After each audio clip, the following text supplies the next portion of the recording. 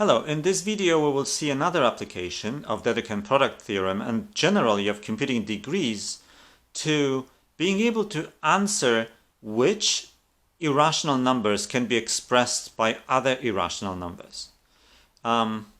So let's see.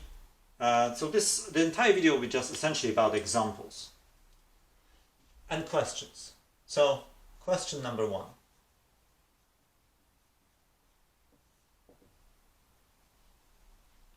In words, I want to say this question is the following. Can you express cube root of 2 as a rational expression that uses only square root of 2? So, do there exist rational numbers a, b, c, d such that I can write cube root of 2 as a radical 2 plus b over c radical 2 plus d. Okay, you may notice that this is really not a question that uses abstract algebra for its formulation. It's some question you could have asked the moment you learned about square roots or cube roots. Is it possible to write cube root of 2 in this way? Maybe your intuition is telling you no, but look, I am using quite a complicated expression in radical 2. It isn't so obvious right away that this isn't possible. But now, with the degrees of extensions that you learned about, you will be able to answer a lot of such questions in quite an easy and elegant way. So, sort of following your nose and thinking that that's probably not possible, I'm going to be aiming at a contradiction, so I'll assume that this is true. So suppose it is true.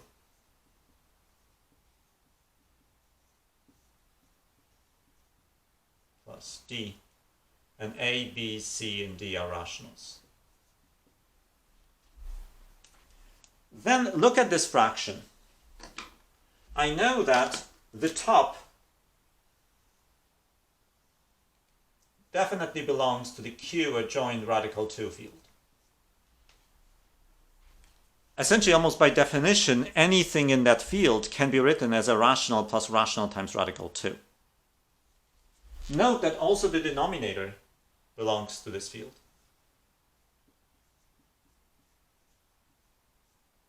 Of course, I'm assuming that c and d are not both 0, so that this fraction actually makes sense. Now, note that the top of this fraction and the bottom on this fraction on the right belongs to the field Q adjoint radical 2, but because this Q adjoint radical 2 is a field, that means the ratio also belongs there, right? In a field, you can not only multiply, add, and subtract, you can also divide by non-zero elements. So, because the top is in the field and the bottom is in the field, the fraction also belongs to the field. So this whole thing belongs to the field Q adjoint radical 2. So, as a conclusion, we get that, hence, cube root of 2 belongs to this field.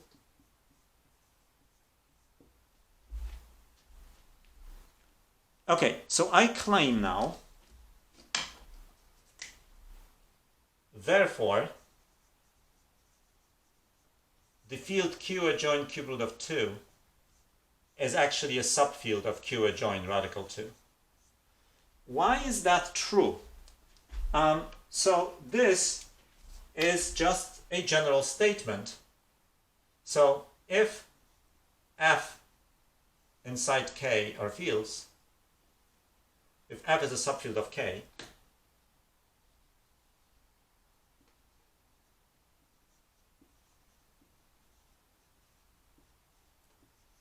and alpha belongs to K, is algebraic,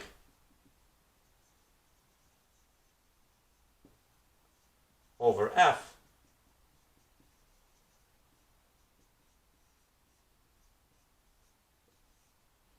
then I also get that f of alpha is a subfield of K.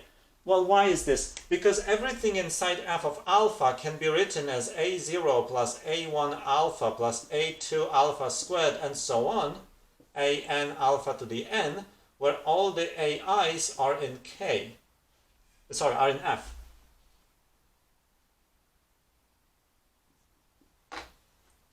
Okay, but f is a subfield of k, so if all the ai's are in k, they are also, if all the ai's are in f, they are also in k.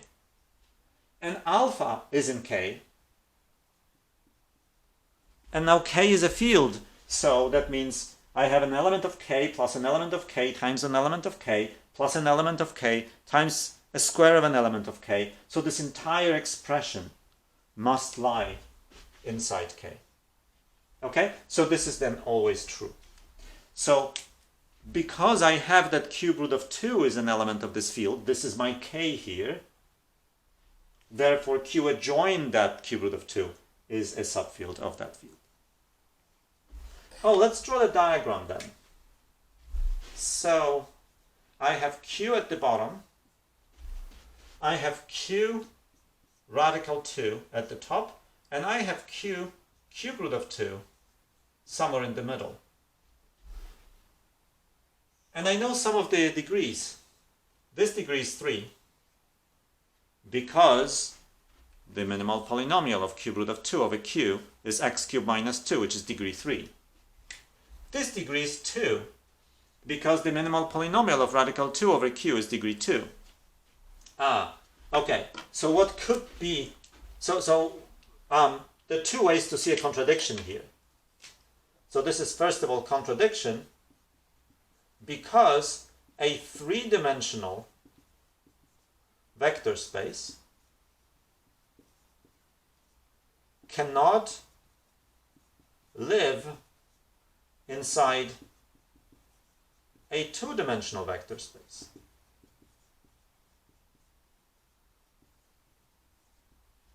Okay, this thing is a three-dimensional vector space over Q, while this thing is a two-dimensional vector space over Q. So if this diagram was correct, that would mean that this three-dimensional vector space lives inside this two-dimensional vector space, and that's nonsense. So that's contradiction. So, okay, so it's a contradiction, so this is not possible. So the answer is not possible.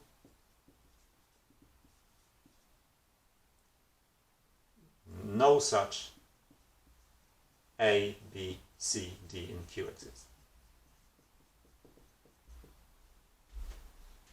I said there was yet another way to get the contradiction, namely, I could have used the Dedekind product theorem. I kind of like this argument better because it's more elementary, but if you wanted to, you could have used Dedekind product theorem. You could have said, oh, so let this be D.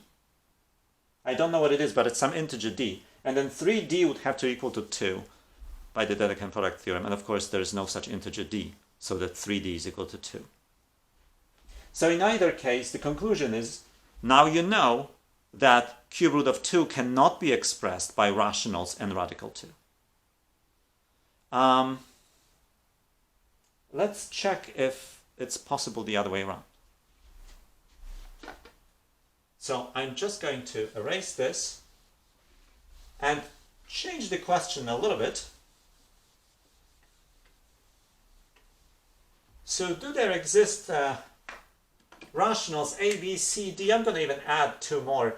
E, maybe, maybe, oh no, maybe not. Maybe I'm not going to write, and not going to add any more. Such that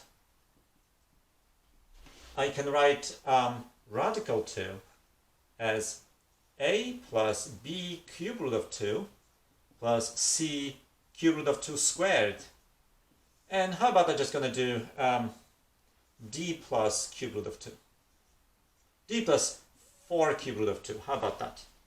Okay, that's not like the most general expression you can have, but in particular, suppose that in some problem, such a question comes up. Can I write radical 2 using that? Now, obviously, the method that we just used is not going to probably work because this is a lower degree radical and this is a higher degree radical. And so I don't know what your intuition is telling you about now. whether it's possible or not. The answer is actually it's not possible, and let's see why. So question mark. Okay, so suppose this was possible.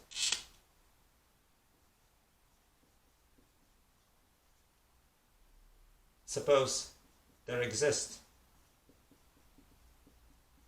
A, B, C, D in Q such that this holds.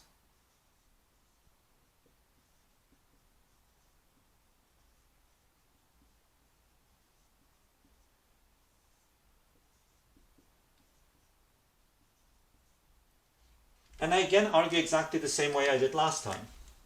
So this thing now is certainly contained in Q adjoint cube root of 2. Almost by definition, right? Anything of that form is in Q adjoint cube root of 2. What about the bottom? Well, that too, right? That's a rational plus rational times cube root of 2. So that's also an element of Q adjoint cube root of 2.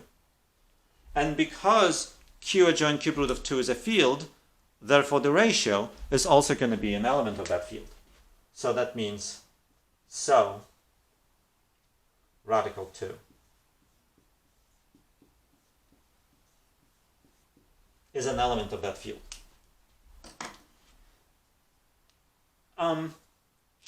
Well, it follows from that Q adjoint square root of 2 is a subfield of Q adjoint cube root of 2. Okay, I pause for a second, or you should pause for a second, draw the correct diagram and get the conclusion, this time using Dedekind product theorem. Okay, so let's do this together. So I have a diagram like this. I have Q at the bottom.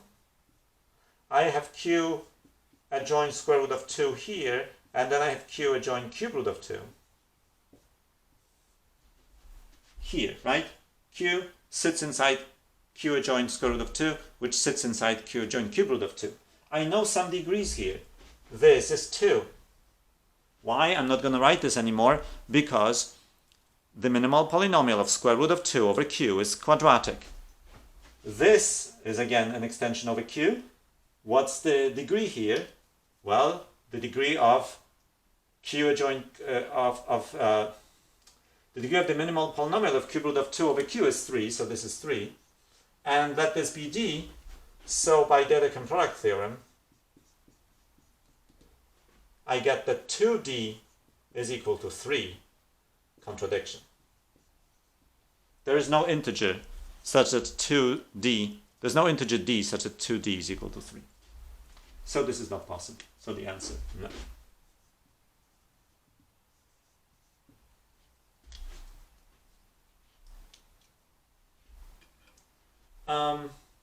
Let's do another example.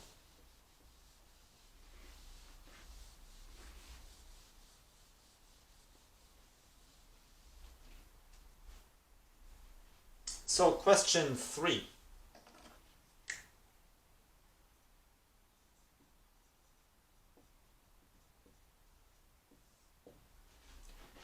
Do there exist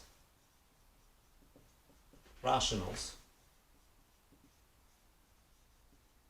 A, B, C, D, E, F such that I can write the fifth root of 3 as A plus B square root of 3 or cube root of 3 plus C cube root of 3 squared plus D square root of 3 plus E square root of 3 cube root of 3 plus F square root of 3 cube root of 3 squared. Ooh, okay, that's a complicated question. Now I'm using a square root and a cube root and various powers of it. Is it possible to write fifth root of 3 using these? So, as before, suppose it is possible.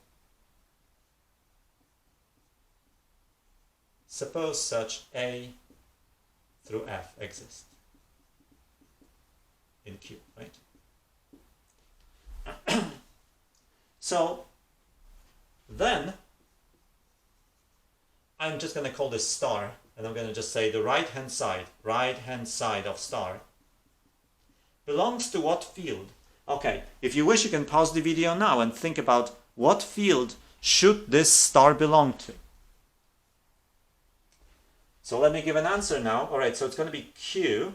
And now what do I have to adjoin to Q? Well, I should adjoin cube root of 3. On account of this term, I don't have to adjoin anything new because cube root of 3 squared is also in the field Q adjoin cube root of 3. But moving on, I have square root of 3. And I don't know that square root of 3 is in Q adjoin cube root of 3, so I'm just going to adjoin it.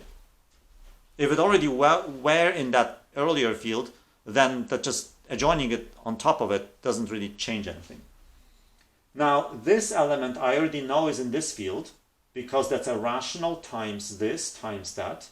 And inside a field you can multiply, you can add, you can subtract, and you can divide. So here we just take a rational, we multiply by this and we multiply by that. So this element is here. And so is this element, right? Because it's rational times radical 3 times cube root of 3 and times cube root of 3 again. Okay, so I know that the right-hand side is in this field. Hence, I get that the fifth root of 3 is in this field. So, the field Q adjoin fifth root of 3 is contained inside Q adjoin cube root of 3 square root of 3. Is that possible, or does that somehow lead to a contradiction? Let's see. So I start with Q at the bottom. I have Q adjoin cube root of 3 square root of 3 on the top. And in the middle, I have Q adjoin fifth root of 3.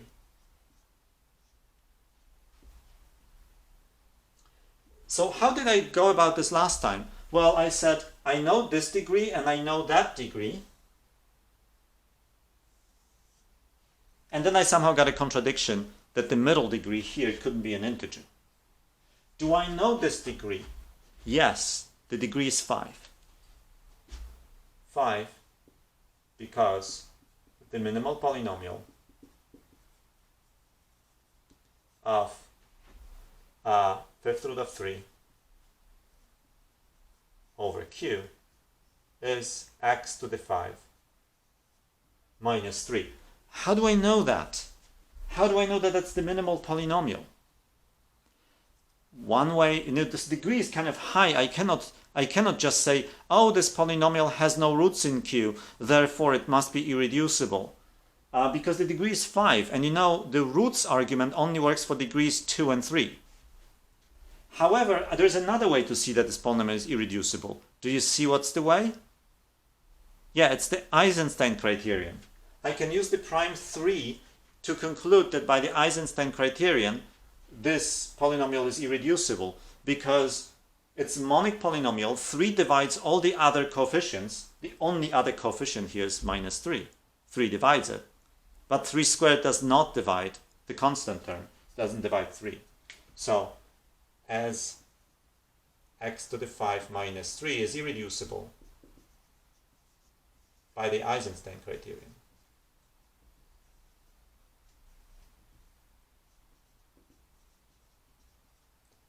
Irreducible over Q, of course, for prime 3.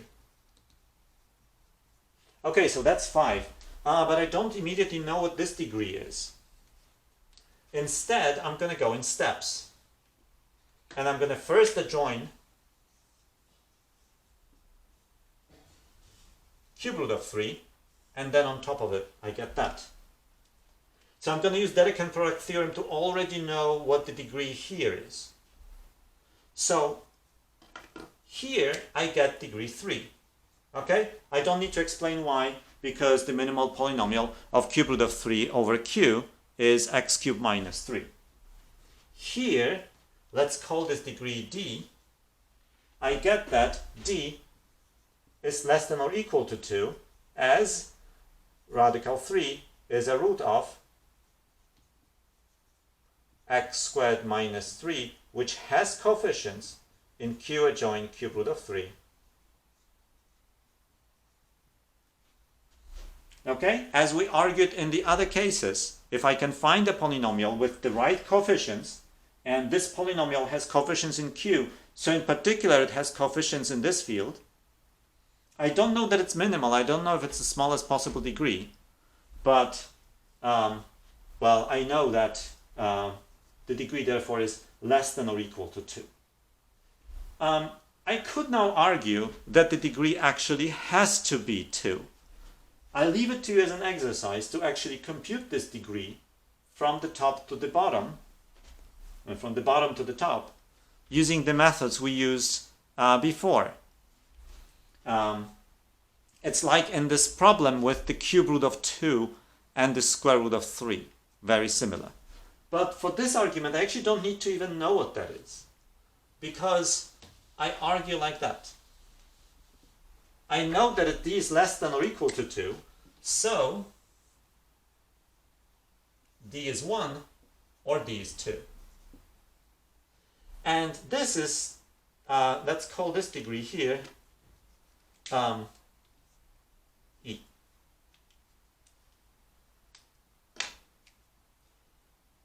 We have, by Dedekind product theorem, that while the degree of the top over the bottom is either 3d or the same way 5e.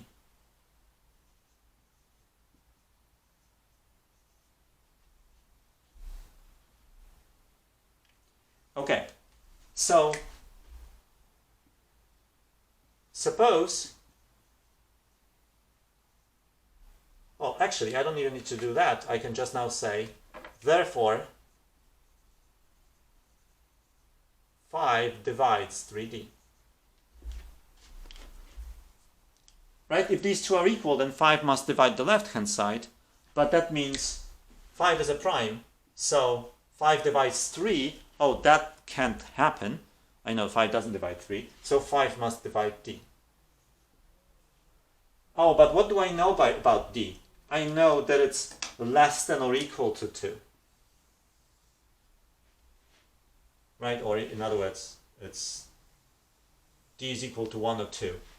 This, if I combine with the information that 5 divides d, I get a contradiction.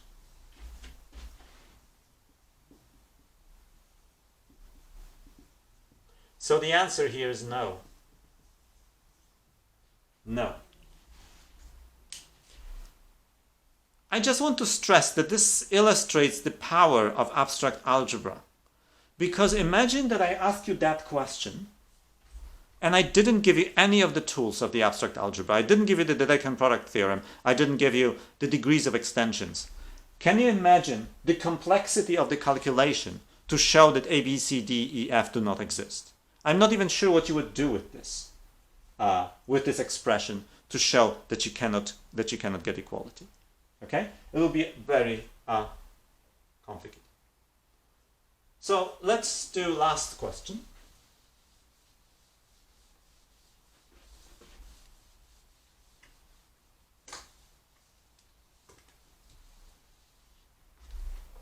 So example 4.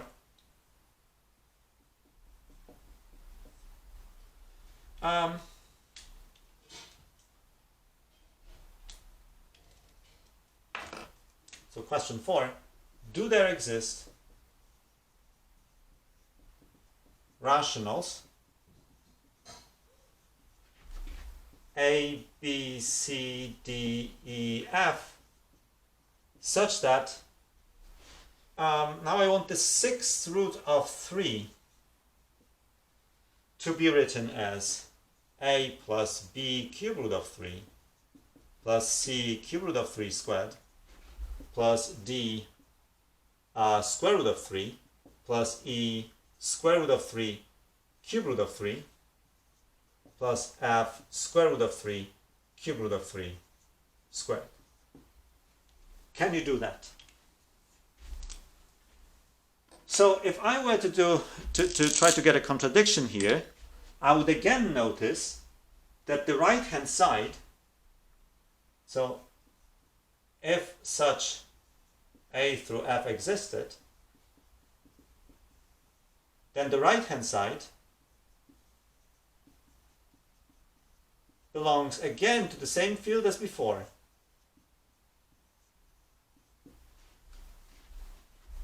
So I would get that 6 root of 3 belongs to this field. Hence, the field Q adjoint 6 root of 3 is a subfield of this field.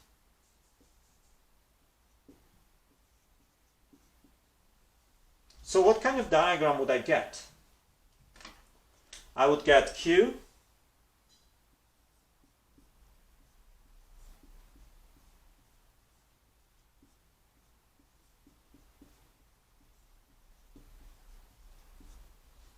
okay, this degree is 6 by Eisenstein criterion. Okay, I'm not explaining the detail, I'm not writing the details here anymore. You know, again, you can use the Eisenstein criterion to see that x to the 6 minus 3 is actually irreducible over Q. And what is the degree of this guy? Well, just like before, right, you would do this, you would get 3 here, and you would get a d that is either 1 or 2. So it's less than or equal to 2. Okay? Exactly as before. So if d is 1, that's an obvious contradiction, right? There's e here. So the Dedekind product theorem tells me that 6e is equal to 3d. So if d is 1, you get a contradiction. But the other option is d being 2, and I do not see a contradiction. Then I would get that e is 1, right? The divisibilities now work out here, and you get that, well, when d is 2 and e is 1, this all works out. Does that prove anything? No, this doesn't prove anything to you. First of all, you didn't get a contradiction, so you don't know that this is impossible. On the other hand, this calculation didn't confirm anything really. You don't really know whether it is possible because you sort of assumed first that it was possible, and then you didn't get a contradiction. That doesn't prove anything. So, no contradiction here.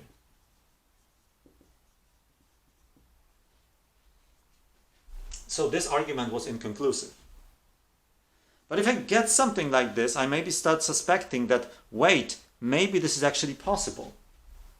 Maybe it is possible to write 6 root of 3 using these guys. And then I remember sort of from